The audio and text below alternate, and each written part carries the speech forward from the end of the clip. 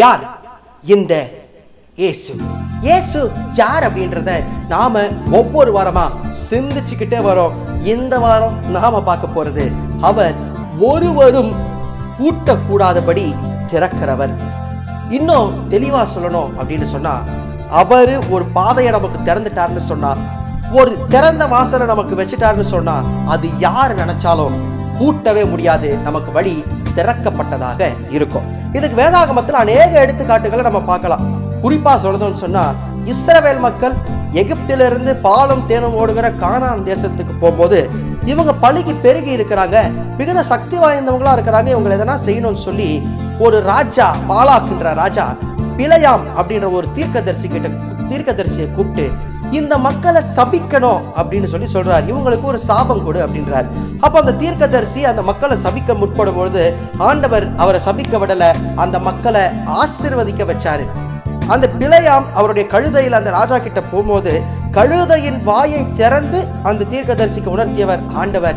அவங்கள சபிக்க ஆண்டவர் விடவே இல்லை. அவங்க இன்னும் அவங்கள ஆசீர்வதித்து பெருக செய்தாரு.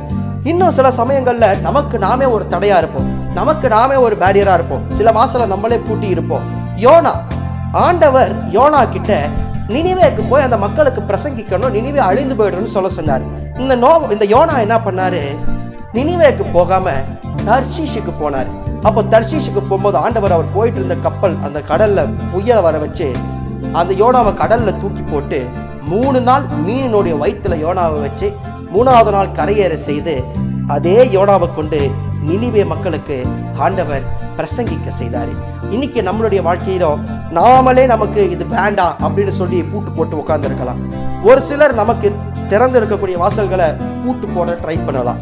என்ன செஞ்சாலும் ஒன்றே ஒன்று ஞாபகம் வச்சுக்கோங்க, ஆண்டவர் நமது வாசலை திறந்தார் என்று சொன்னார் ஒருவராலும் அதை பூட்டவே முடியாது. என்ன காரியம் இருந்தாலும் சரி, என்னை சுத்தி எல்லாமே அடைக்கப்பட்டு இருக்கிறதே, எல்லாத்தையுமே பூட்டி இருக்குதே, இதுக்கு திறக்கவே முடியலையே, ஒரு திறந்த வாசலே இல்லையே, அடைப்பட்டு இருக்குதேன்னு நீங்க சிந்திக்கலாம். ஒன்னே ஒன்று ஞாபகம் வச்சுப்போம், இந்த இயேசு கிறிஸ்து ஒருவரும் பூட்டக்கூடாதபடி திறக்கிறவரா இருக்கிறாரு. அடுத்த வாரம் இயேசு யாருன்றத இன்னொரு தலைப்புல சிந்திக்கலாம்.